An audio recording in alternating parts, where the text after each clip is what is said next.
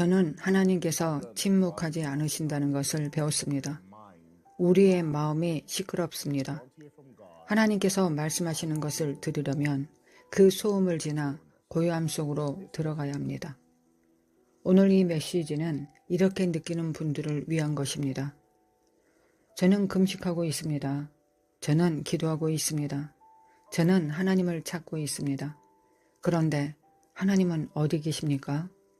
저는 그분을 느낄 수 없습니다. 저는 그분을 감지할 수 없습니다.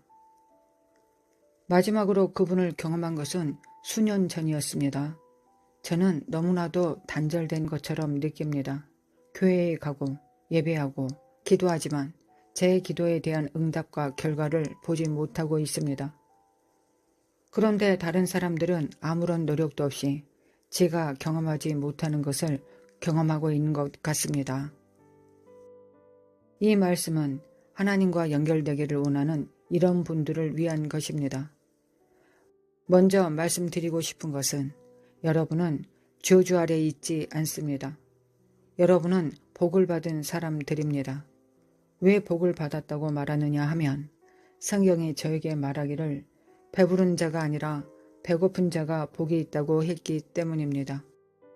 무언가 잘못되었다는 것을 아는 것만으로도 여러분은 문제를 인정하는 사람들 가운데 있는 것입니다.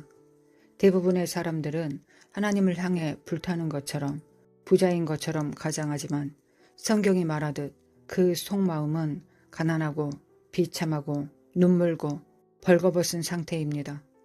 그러나 여러분은 자신이 가난하고 비참하고 눈물고 벌거벗었다는 것을 알고 있습니다. 여러분은 그 영적 상태를 인식하고 있습니다. 그러나 무엇을 해야 할지는 아직 알지 못할 수도 있습니다. 사실 우리는 사람들에게 그리스도인이 되는 법은 가르쳤지만 그리스도처럼 되는 법은 가르치지 않았습니다. 우리는 질서 있고 구조화된 종교를 따르도록 가르쳤지만 그 믿음에 생명을 불어넣는 능력은 가르치지 않았습니다. 사실 하나님의 말씀을 지키는 건 스스로는 불가능합니다. 온수를 사랑하는 것, 욕망을 품지 않는 것, 훔치거나 속이지 않는 것, 뒷말을 하지 않는 것, 모두 스스로는 불가능합니다. 그러나 성경은 우리가 하나님의 성품에 참여하는 자라고 말합니다. 여러분과 저는 하나님의 임재를 누리도록 되어 있습니다. 그 임재를 누릴 때 우리의 삶에 열매가 맺힙니다. 즉 하나님의 내주하심이 눈에 보이고 실제로 나타나는 것입니다. 그 눈에 보이는 나타남은 바로 사랑입니다. 그 사랑은 기쁨, 평화, 인내, 친절입니다. 그러나 오늘날 그리스도의 몸 안에서 우리는 그것을 보지 못하고 있습니다. 오늘날에는 서로를 끌어내리는 분노의 새로운 집단이 그리스도의 몸인 것처럼 가장하고 있습니다.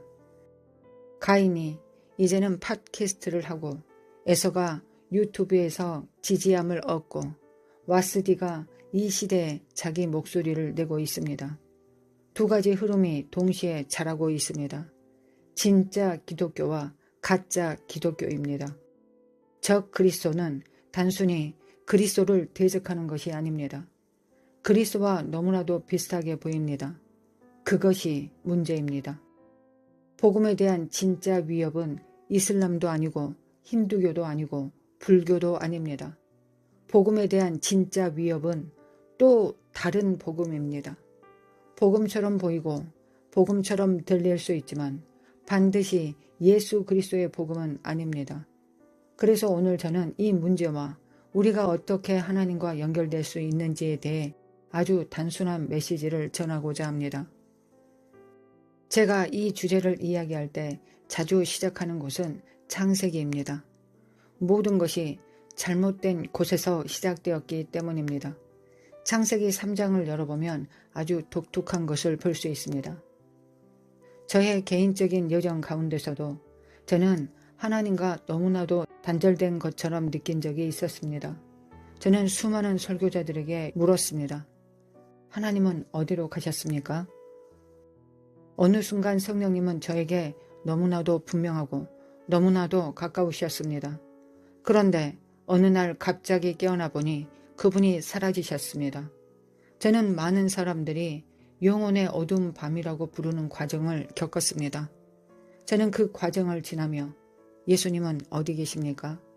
성령님은 어디 계십니까? 라고 물었습니다. 마치 아가사의 여인이 내 사랑하는 이가 어디로 갔는가? 라고 묻는 것처럼 말입니다. 저는 주님이 왜 떠나셨는지, 왜 저를 버리셨는지 이해할 수 없었습니다. 저는 너무나도 거절당한 것처럼 느꼈습니다. 사실 저는 뒤로 물러나 욕망과 여러 가지 잘못된 길로 빠져들었습니다. 하나님, 왜 저의 가장 큰 두려움을 이루셔서 저를 버리십니까? 라고 느꼈습니다. 아무도 저에게 하나님께서 우리를 더 가까이 끌어들이시기 위해 그렇게 하신다는 것을 가르쳐 주지 않았습니다. 아무도 저에게 하나님께서 우리를 광야로 이끄셔서 그곳에서 배우게 하시고 가르치신다는 것을 알려주지 않았습니다. 아무도 저에게 양자됨이라는 기간이 있다는 것을 가르쳐 주지 않았습니다.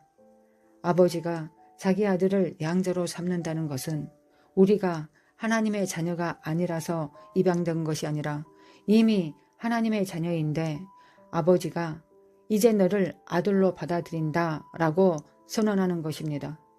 저는 이 주제에 대해 영적 아버지와 어머니라는 메시지를 따로 전할 계획입니다. 저는 선지자나 사도로서 또 워치, 즉 파수꾼이라는 사역을 통해 사람들을 돕는 과정에서 많은 선지자들과 예언적인 사람들이 하나님과 의도적으로 연결되는 방법을 모른다는 것을 깨달았습니다. 그들은 하나님께서 주권적으로 나타나시는 순간만 있다고 생각합니다. 저는 종종 제 아내에게 오늘 이런 환상을 보았다 라고 말합니다. 사람들이 저에게 묻습니다. 어떻게 당신은 환상을 봅니까? 주의 음성을 듣습니까? 당신은 특별합니까? 저는 우리가 초자연적인 것을 위해 자신을 위치시킬 수 있다고 생각합니다. 천사 가브리엘이 마리아에게 나타나 마리아야, 내가 아들을 낳을 것이다 라고 말했을 때 마리아는 어떻게 이런 일이 일어나겠습니까? 라고 물었습니다. 그녀는 실제로 영적 세계와 교제하기 위한 실질적인 방법을 물었습니다. 많은 신자들은 영적 세계와 교제하는 실제적인 방법을 가르치면 그것은 마치 마술이나 주술처럼 생각합니다.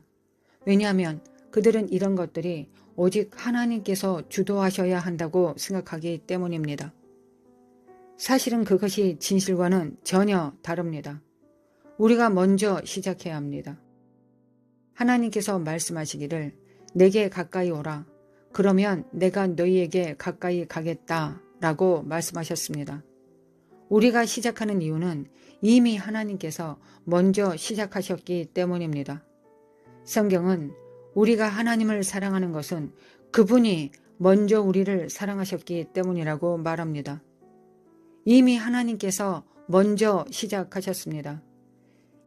이제 여러분과 저는 초자연적인 것이 자연스러워지는 분위기를 만들어야 할 책임이 있습니다.